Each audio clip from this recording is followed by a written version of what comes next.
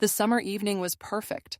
One of those nights where the air feels like silk against your skin, and the fireflies dance in the twilight like tiny stars that have come down to earth. I was standing in our backyard, watching my husband David flip burgers on the grill while our son Alex played with his toy trucks in the sandbox. Everything looked perfect from the outside. We had the house with a wraparound porch, the kind you see in those home magazines at the grocery store checkout. We had the golden retriever named Bailey who loved everyone she met. We had the neighbors who waved hello and brought over casseroles when someone was sick. But underneath all that picture-perfect American dream stuff, something was rotting, and I didn't even know it yet. David and I met in the most ordinary way possible. I was working at a bookstore in downtown Minneapolis, and he came in looking for a cookbook. He was from Istanbul originally, had moved to the States for graduate school, and decided to stay. His smile was what got me first, this genuine, warm thing that lit up his whole face. We talked for an hour that day about food and travel and books, and by the time he left with 3 cookbooks instead of 1, I knew I wanted to see him again. I'd only dated 2 guys before David, both relationships that fizzled out without much drama. David was different from the start. He was thoughtful in ways I wasn't used to, remembering little things I'd mentioned in passing, bringing me Turkish coffee when I was stressed about work, teaching me phrases in his language that made his mother smile when we video called his family. We fell in love slowly, and then all at once, like sinking into a warm bath. The only shadow in our sunny romance was my mother, Patricia. From the moment I introduced them, she was cold to David. At first, I thought maybe she was just being protective. You know how mothers can be. But then the comments started. Little things at first, jokes that weren't really jokes. She'd make remarks about his accent, which was barely noticeable, or ask if he knew how to use American appliances, as if Turkey was some backward place without modern conveniences. The worst part was how she'd laugh afterward, this tinkling sound like breaking glass, as if her cruelty was just good fun. David handled it with more grace than I would have. He'd smile and change the subject, squeeze my hand under the table, never let her see how much it bothered him. But I could tell. I'd catch the way his jaw tightened when she called him her daughter's exotic boyfriend, or how his eyes would dim when she'd make another joke about terrorists or harems or whatever ignorant thing popped into her head that day. I tried to stand up to her at first, but it only made things worse. She'd cry and say I was choosing him over family, that she was just concerned about my future, that statistics showed marriages between people from such different cultures rarely worked out. Eventually, David told me to let it go. "I'm not dating your mother," he said one night after a particularly awful dinner at my parents' house. "I'm dating you. I can handle her ignorance if it means I get to be with you."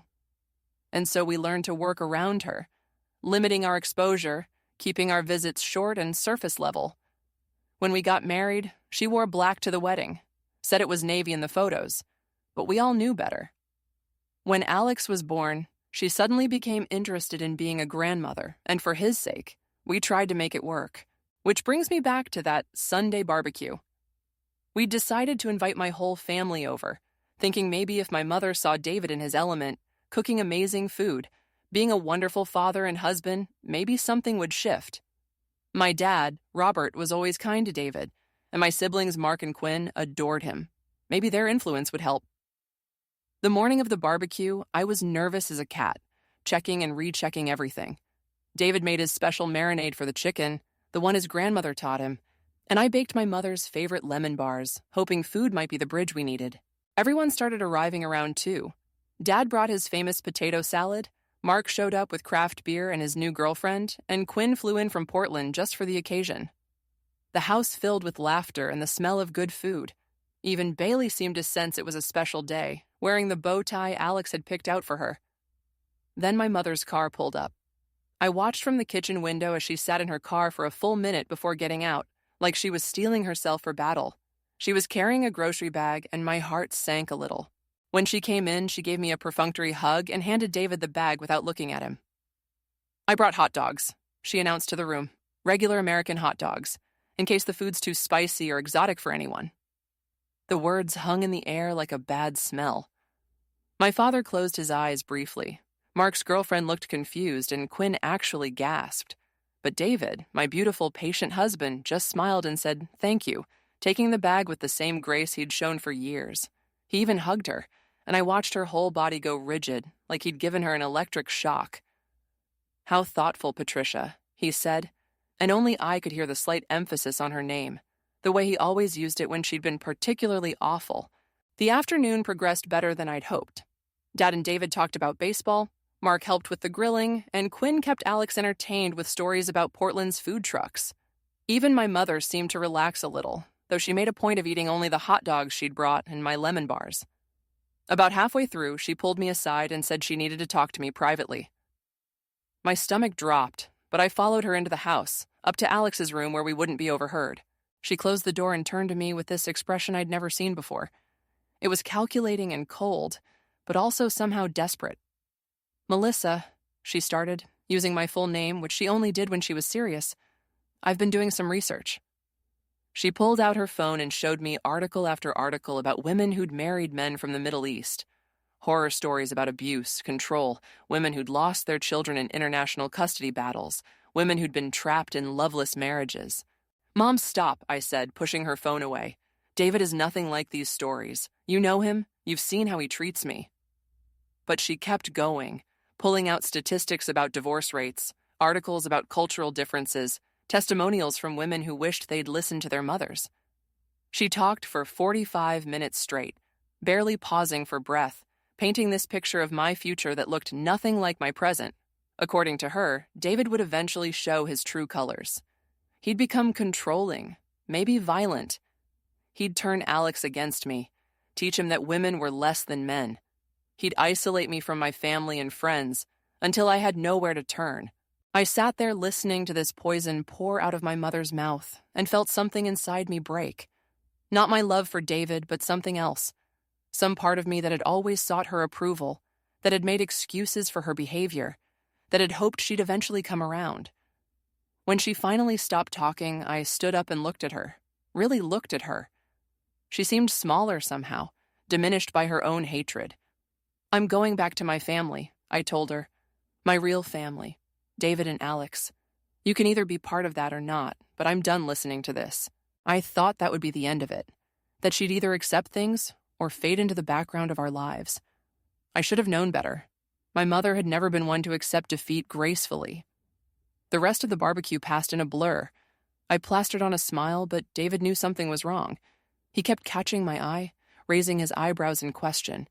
I shook my head slightly each time. Later, I told myself. I'd tell him later when everyone was gone and Alex was in bed. But my mother's words kept echoing in my head like a song you can't stop humming. After everyone left and we'd cleaned up, after Alex was tucked in and David and I were finally alone, he asked me directly what my mother had said. I couldn't lie to him. We'd never lied to each other. So I gave him the abbreviated version. His face went through so many emotions as I talked. Hurt, anger, resignation, and finally, a kind of tired sadness.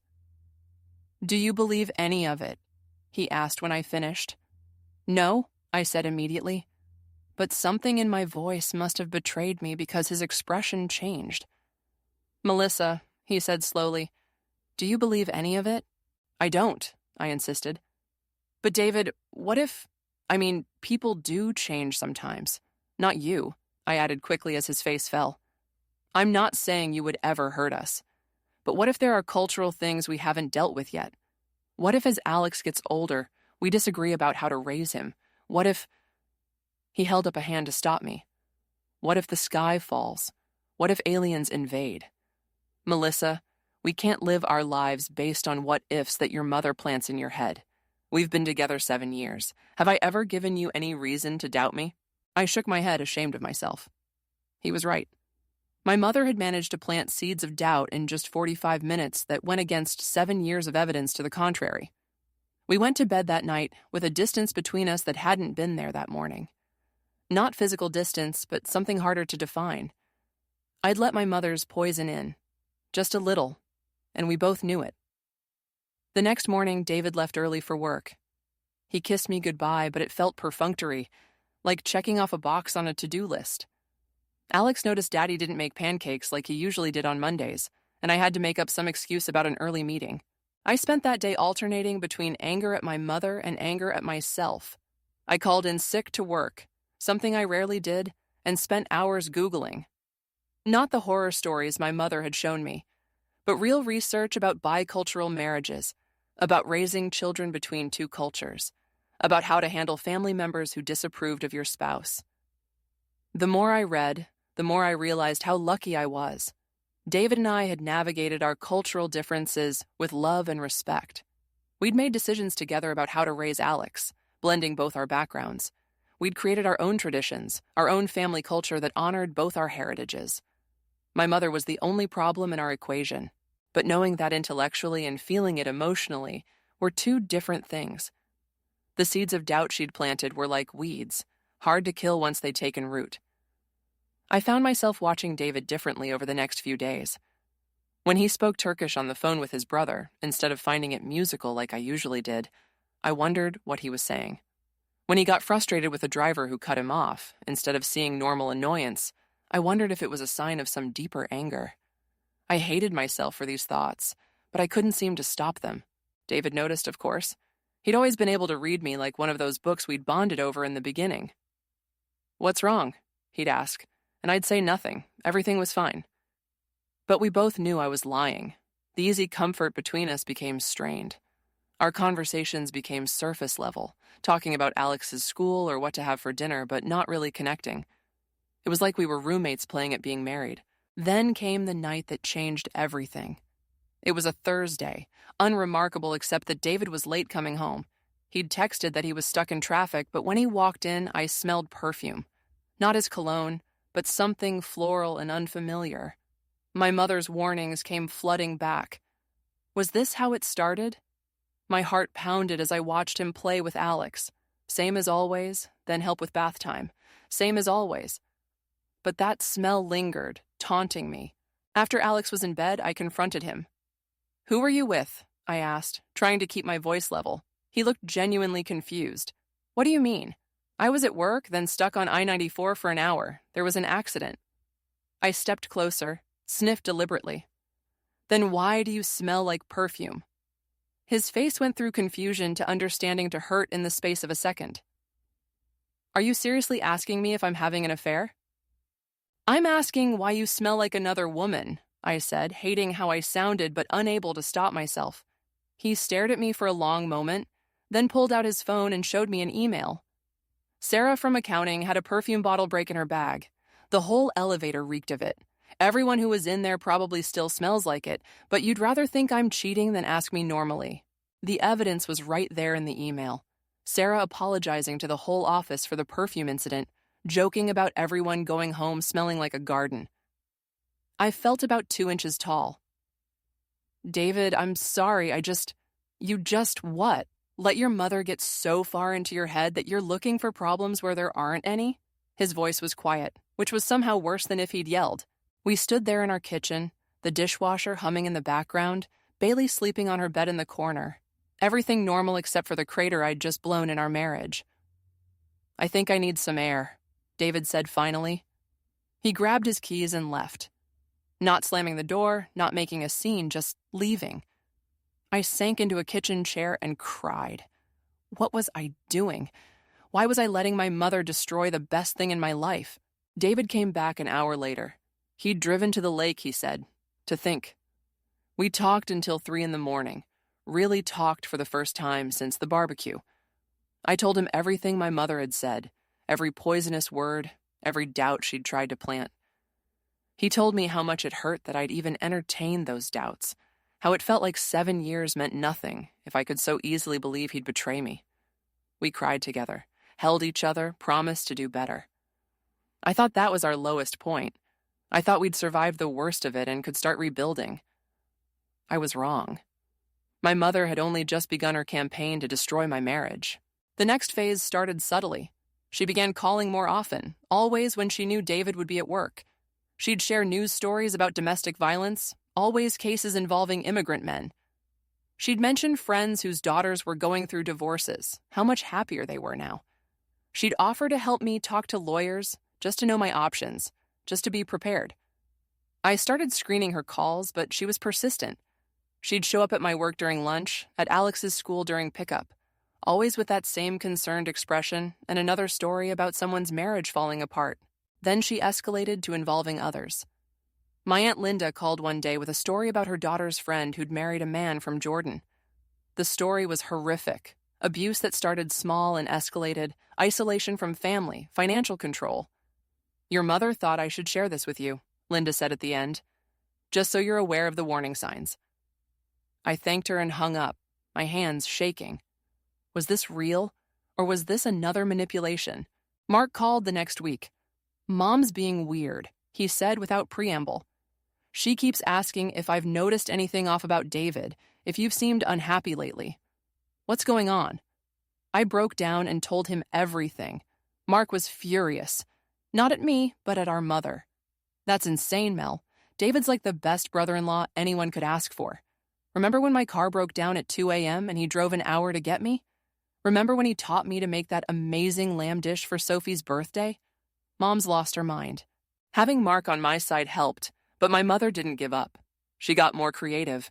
She started sending me articles about financial planning for single mothers, information about apartments in good school districts, links to support groups for women leaving marriages. Each message was wrapped in concern and love, but the underlying message was clear. Leave him. Leave him before it's too late. The pressure was relentless. Even when I blocked her number, she found ways to reach me. Letters to the house, messages through family members, packages of self-help books about recognizing abuse. Meanwhile, my actual marriage was suffering from the strain. David and I were trying to rebuild trust, but it was like trying to build a house during an earthquake. Every time we made progress, my mother would find another way to shake our foundation. David grew quieter, more withdrawn. He stopped making his elaborate weekend breakfasts, stopped singing Turkish songs to Alex at bedtime, stopped reaching for me in the night. We were still together, but the joy was draining out of our life like water from a cracked cup. One evening, I was watching the news while David gave Alex a bath.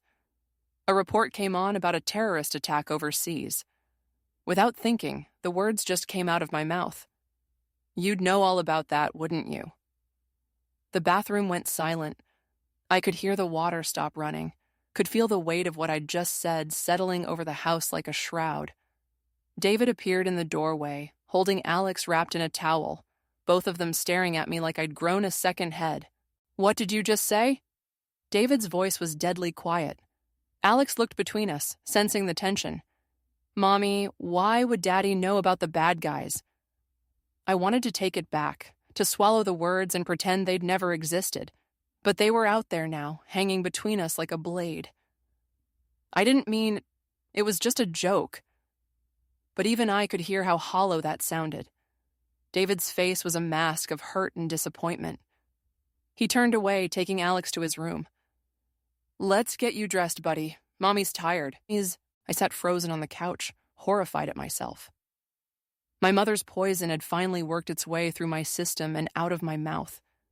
I could hear David reading Alex a story, his voice steady and calm, but I knew the storm was coming. Sure enough, after Alex was asleep, David came back to the living room.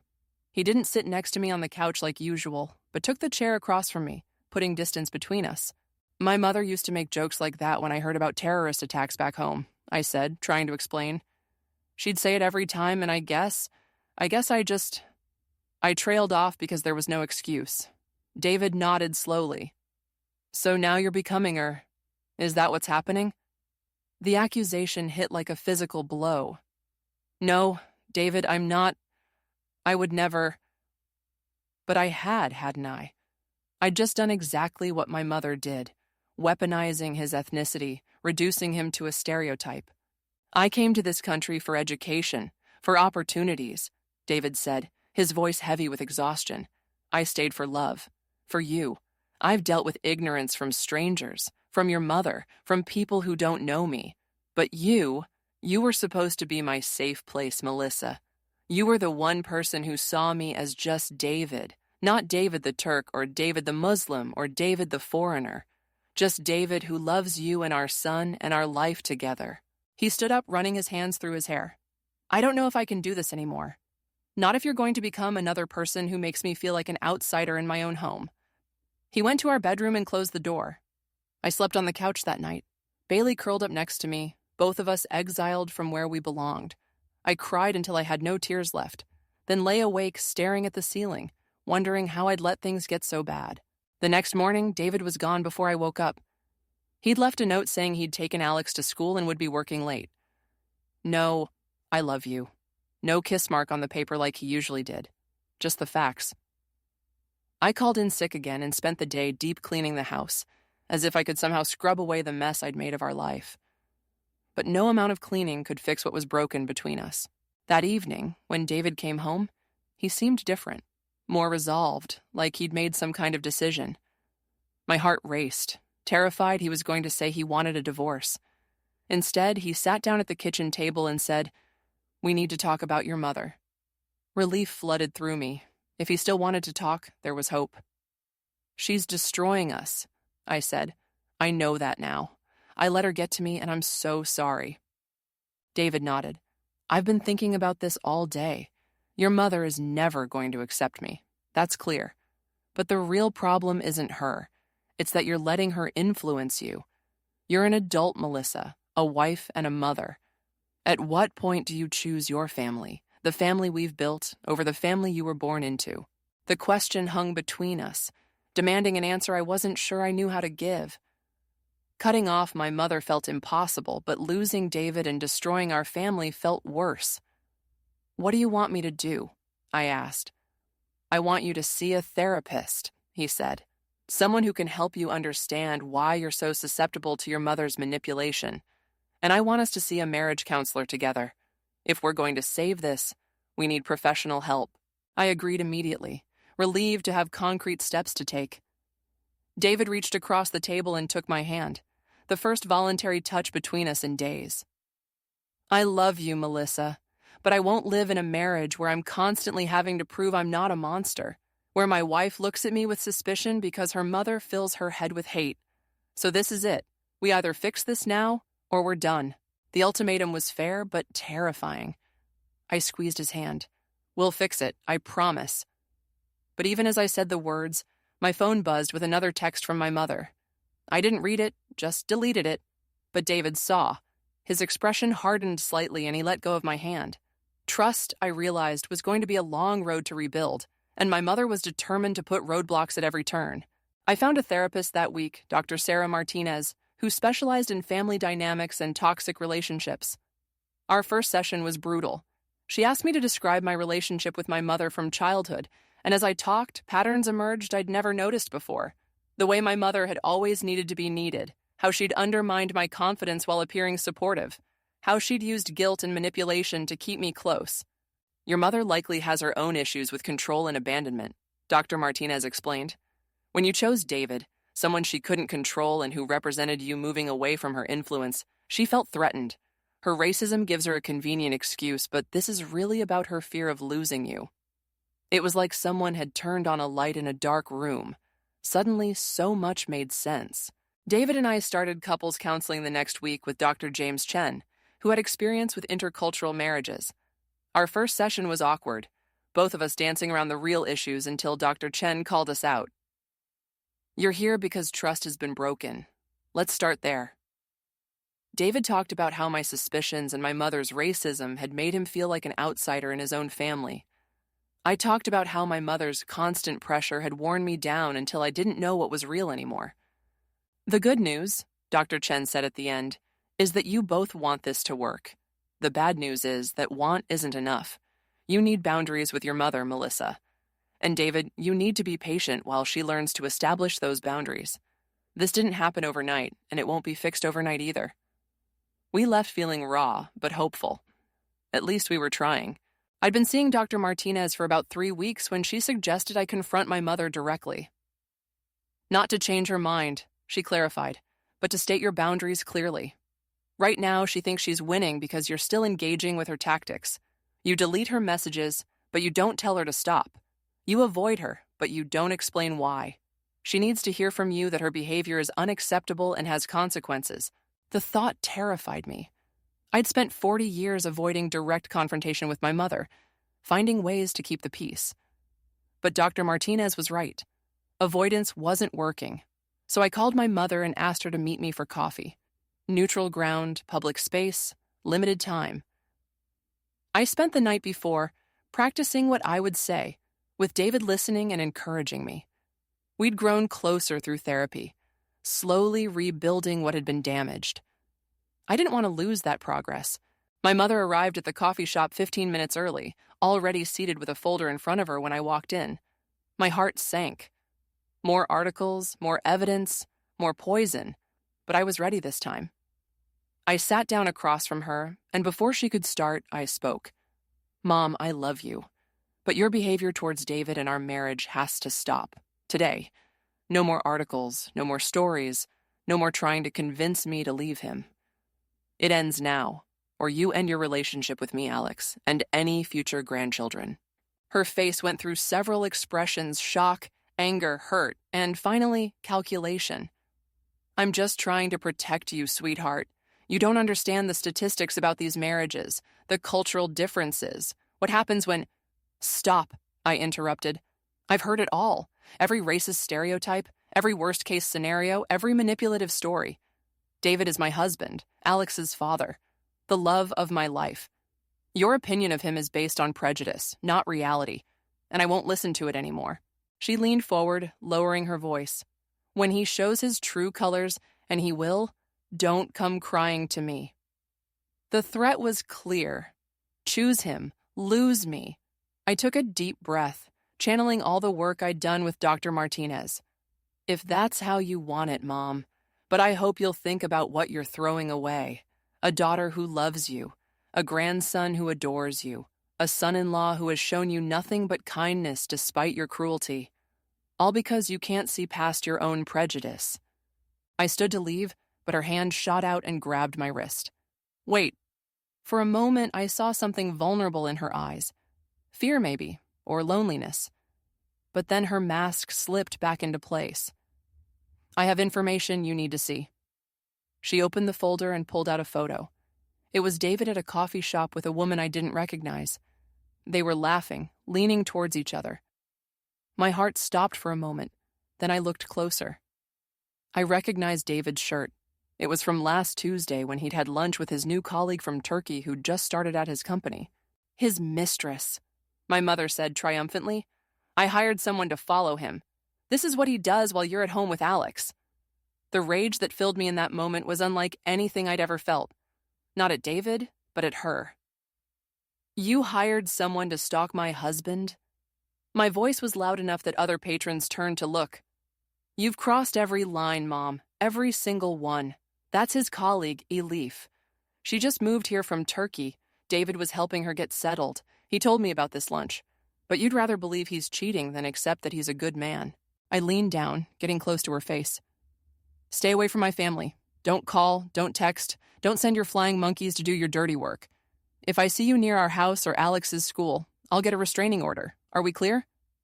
She stared at me like I was a stranger. Maybe I was. The daughter she'd raised would never have stood up to her like this.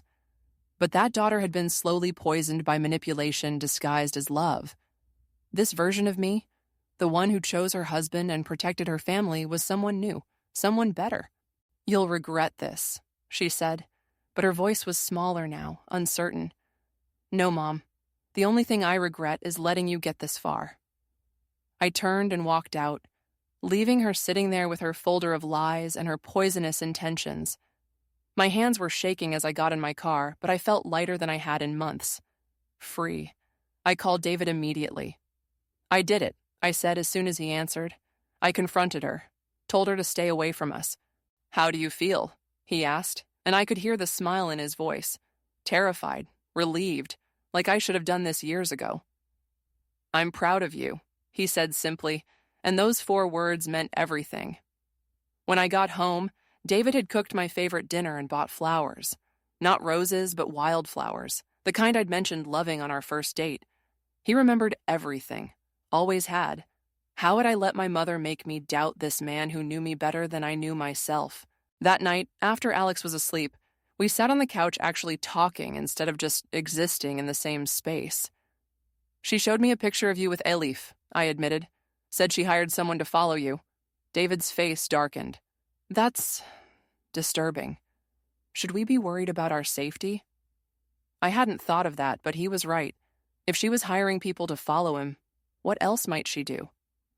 "I'll talk to the lawyer tomorrow," I promised. We held each other that night like we hadn't in months. Not everything was fixed, but we were on the right path. My mother had tried to destroy us, but instead, she'd forced us to confront our issues and come out stronger. The next few weeks were simultaneously peaceful and tense. Peaceful because my mother had actually listened and stopped contacting me directly. Tense because I kept waiting for the other shoe to drop. She'd never given up on anything in her life, and I couldn't believe she'd start now.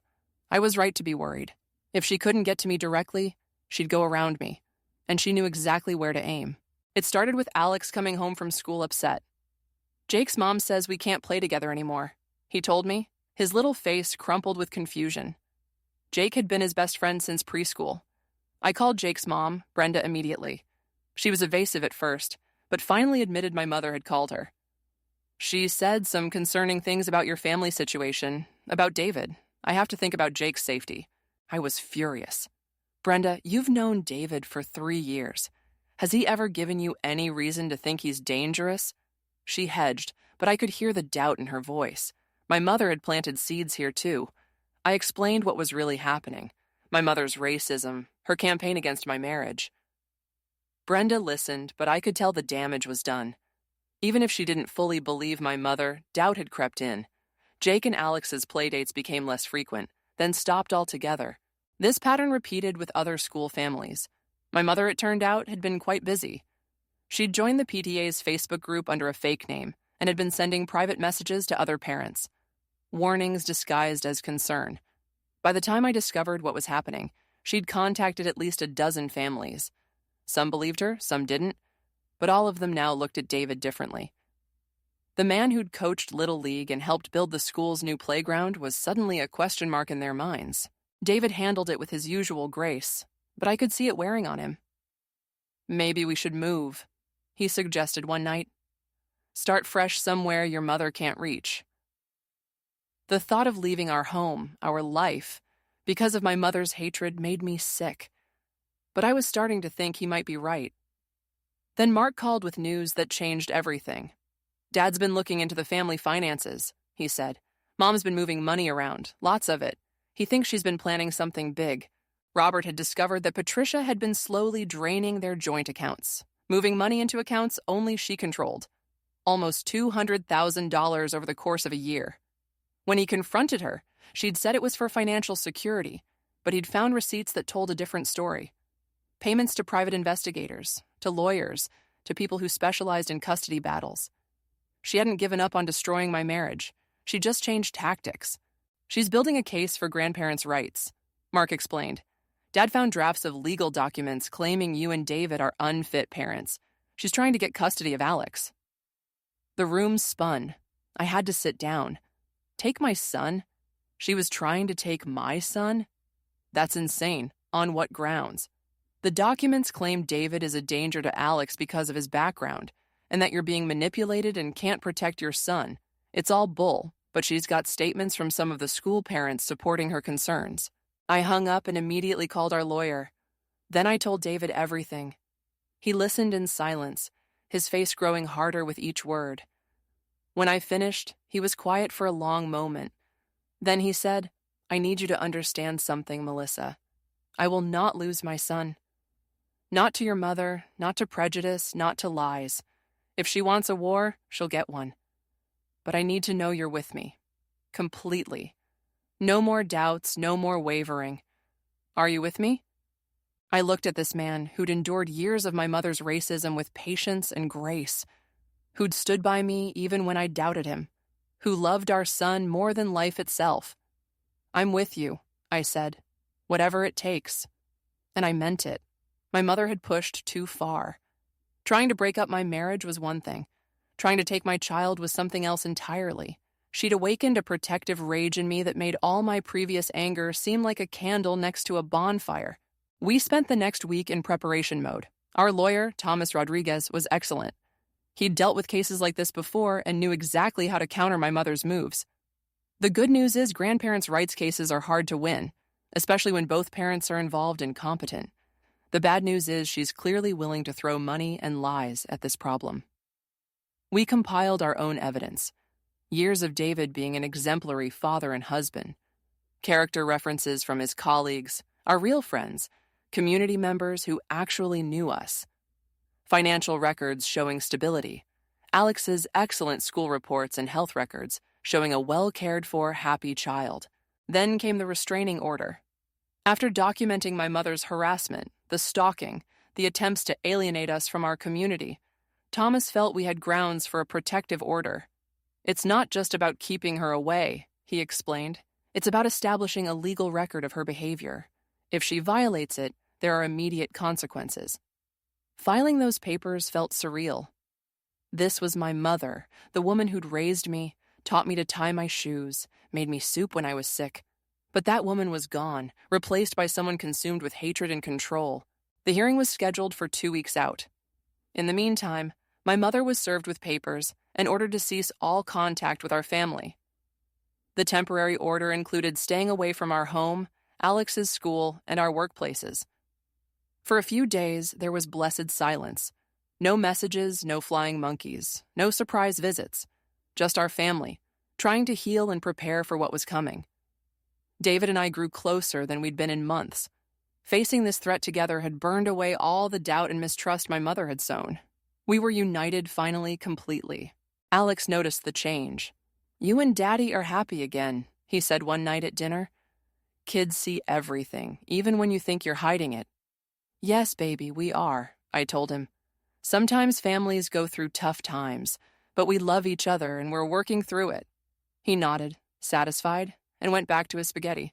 Such simple faith in us. I silently vowed he'd never have reason to doubt it. The morning of the hearing arrived gray and drizzly, matching my mood.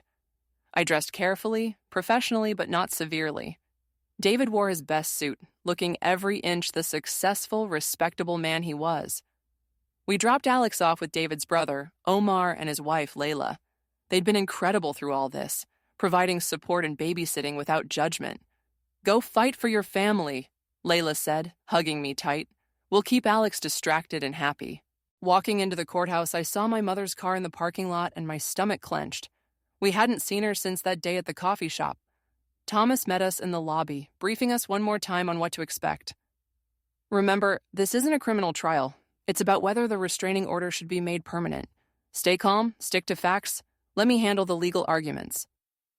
The courtroom was smaller than I'd expected, more like a large conference room. My mother was already there with her lawyer, an expensive-looking woman in a designer suit.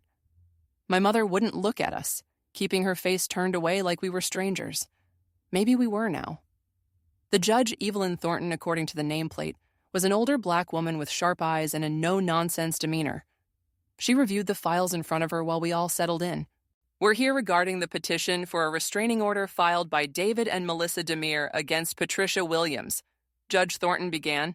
"I've reviewed the submitted evidence. Let's hear from the petitioners first." Thomas laid out our case methodically. The pattern of harassment, the racist comments, the attempt to sabotage our marriage, the hired investigator, the campaign to turn our community against us, and finally, the suspected attempt to build a custody case. He presented evidence for each claim, printed emails, text messages, witness statements, even security footage from Alex's school showing my mother attempting to pick him up without authorization. When it was my mother's lawyer's turn, she painted a different picture entirely. A concerned grandmother worried about her grandson's safety. A mother trying to protect her daughter from a potentially dangerous situation. Cultural differences that raised red flags. The need to investigate to ensure Alex's well-being. It was masterful in its way, taking every racist stereotype and wrapping it in the language of concern and protection. But Judge Thornton wasn't buying it. "Mrs. Williams," the judge said directly to my mother, "can you explain why you felt it necessary to hire a private investigator to follow your son-in-law?" My mother straightened in her chair. I had concerns about his activities, where he was going, who he was meeting. Any mother would want to protect her daughter. "From what exactly?" Judge Thornton pressed. "What evidence did you have that Mr. Demir posed any threat to your daughter or grandson?" My mother faltered slightly. "Well, there are statistics about marriages between American women and men from certain cultures. The divorce rates, the custody disputes that end badly, the domestic violence." I'm asking about Mr. Demir specifically, the judge interrupted. In the 7 years he's been married to your daughter, has he ever been violent, controlling, abusive in any way? Not yet, my mother said, and those 2 words hung in the air like a confession. But these things develop over time. I've read about it extensively. They wait until the woman is trapped, until there are children, then they show their true nature. Judge Thornton's expression hardened slightly. So, you're saying that despite 7 years of what appears to be a loving marriage and responsible parenthood, you believe Mr. Demir is simply biding his time before becoming abusive? My mother's lawyer tried to intervene, but the judge waved her off. I want to hear from Mrs. Williams directly. My mother lifted her chin. Yes, I believe that. His culture treats women as property. It's only a matter of time before he shows his true colors, and I won't stand by and watch my daughter and grandson suffer. I heard David's sharp intake of breath beside me. Thomas put a restraining hand on his arm. Mrs. Williams, Judge Thornton said slowly, do you understand that what you're expressing are racist stereotypes not based on any actual evidence about Mr. Demir as an individual? My mother's face flushed. It's not racist to want to protect your family. I've done research. Research, the judge repeated. Let me tell you what I see in the actual evidence, Mrs. Williams. I see a man who emigrated to this country legally, earned advanced degrees, built a successful career, married your daughter, and by all accounts has been a devoted husband and father. I see a family that was functioning well until you began a campaign of harassment based solely on Mr. Demir's ethnicity and religion. She continued, her voice growing sterner. I see attempts to manipulate your daughter, to turn their community against them, to stalk and investigate an innocent man, and most disturbingly, to potentially build a case to remove a child from loving parents, all based on your prejudiced assumptions about people from a particular part of the world. My mother tried to speak, but Judge Thornton wasn't finished. The evidence also shows financial manipulation, with large sums of money moved without your husband's knowledge, presumably to fund these activities. You've attempted to destroy a marriage and a family based on nothing more than bigotry dressed up as concern. She turned to us. Mr. and Mrs. Demir, I apologize that you've had to endure this. The restraining order is granted for a period of 2 years. Mrs. Williams, you are to have no contact with the petitioners, their child, or any of their family members. You are not to come within 500 feet of their home, workplaces, or the child's school. You are not to contact them through third parties or social media. Any violation will result in criminal charges. My mother's lawyer tried to argue, but Judge Thornton cut her off. I'd also strongly suggest, Mrs. Williams, that you seek counseling to address your prejudices and control issues. You're destroying your family with your behavior. That will be all. We walked out of the courthouse in a daze. It was over, at least this part of it. My mother couldn't hurt us anymore, not legally, but the emotional damage would take much longer to heal. In the parking lot, my father was waiting by his car. He looked older, worn down by the whole ordeal. I'm filing for divorce, he told us quietly. I can't be married to someone capable of this level of hatred and manipulation. I'm sorry it took me so long to see it. David shook his hand, then pulled him into a hug. You have nothing to apologize for, Robert. You're always welcome in our home. As we drove home, I reflected on how much had changed. 6 months ago, we'd been that perfect American family with the barbecues and the happy facade. Now we were something different, something harder won, but more honest. We'd faced the worst my mother could throw at us and survived. More than survived, we'd chosen each other over and over again, even when it was hard, even when doubt crept in. You okay? David asked, reaching over to take my hand. Yeah, I said and meant it. We're okay. We picked up Alex from Omar and Layla's house, where he was helping make baklava and completely covered in honey. Daddy, Mommy, I'm learning to cook like Grandma Alif. David's mother had been teaching him via video calls, another bridge between cultures that my mother had tried to burn. That night, we had a family video call with David's parents in Turkey. They'd been following the situation and were relieved about the outcome. You are always welcome here, David's mother said in her careful English. This is your home too, Melissa. Family is family. The contrast with my own mother was stark. Where she saw differences as threats, David's family saw them as additions to the family tapestry. Where she tried to divide, they worked to include. It wasn't always perfect. There were language barriers and cultural misunderstandings, but there was never hatred, never attempts to destroy. Over the next few months, life slowly returned to a new kind of normal. Some of the school families came around once they learned the truth about my mother's campaign. Others kept their distance, and that was okay. We learned who our real friends were. Mark and Quinn became regular visitors. Quinn even moved back from Portland to be closer to family. "Someone needs to be the sane maternal figure in Alex's life," she joked, but I knew she meant it. My father threw himself into grandpa duties with enthusiasm, picking Alex up from school twice a week and teaching him woodworking in his garage. He was also seeing a therapist to work through his own feelings about enabling my mother's behavior for so many years. "I should have stood up to her sooner," he told me one afternoon while Alex hammered away at a birdhouse. "I saw how she treated David and I let it slide to keep the peace. I'm sorry, Melissa. We all did what we thought was best at the time," I told him, and it was true. We'd all been caught in my mother's web in different ways. The important thing was that we were free now. As for my mother, she moved to Arizona after the divorce was finalized. We heard through the family grapevine that she'd joined some kind of support group for alienated grandparents, surrounding herself with other people who couldn't see their own toxic behavior. She sent a letter once, 6 months after the restraining order, trying to reconcile. I didn't open it, just gave it to our lawyer to file in case we ever needed it. David and I renewed our vows on our 10th anniversary in a small ceremony in our backyard. Both our families were there, his flying in from Turkey, mine driving in from various Midwestern states. Alex was our ring bearer, taking his job very seriously in his little suit. During the ceremony, I spoke some of my vows in Turkish, words I'd been practicing for months.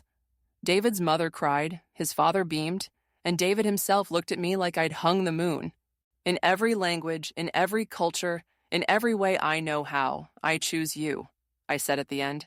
"Today, tomorrow, and always." It wasn't the same naive love we'd had in the beginning. It was deeper, harder won, tested by fire and stronger for it. We'd learned that love wasn't enough by itself. It needed trust, communication, boundaries, and sometimes the courage to stand up to the people who claimed to love you most. That night, after the guests had gone home and Alex was asleep, David and I sat on our back porch looking at the stars. "Do you ever regret it?" he asked. "The price we paid to get here?"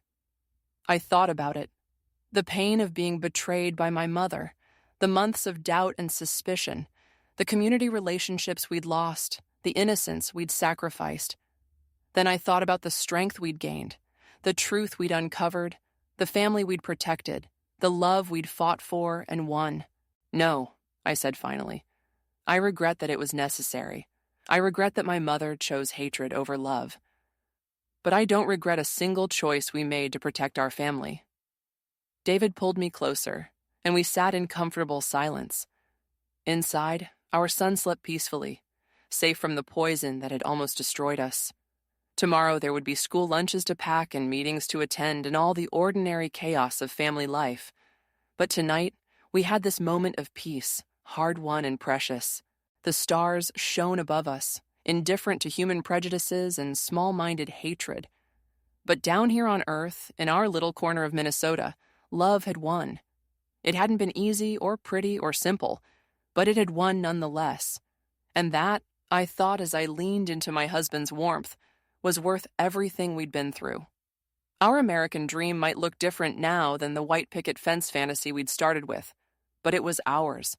Built on truth instead of pretense, strength instead of conformity, chosen family instead of toxic obligation. And it was beautiful.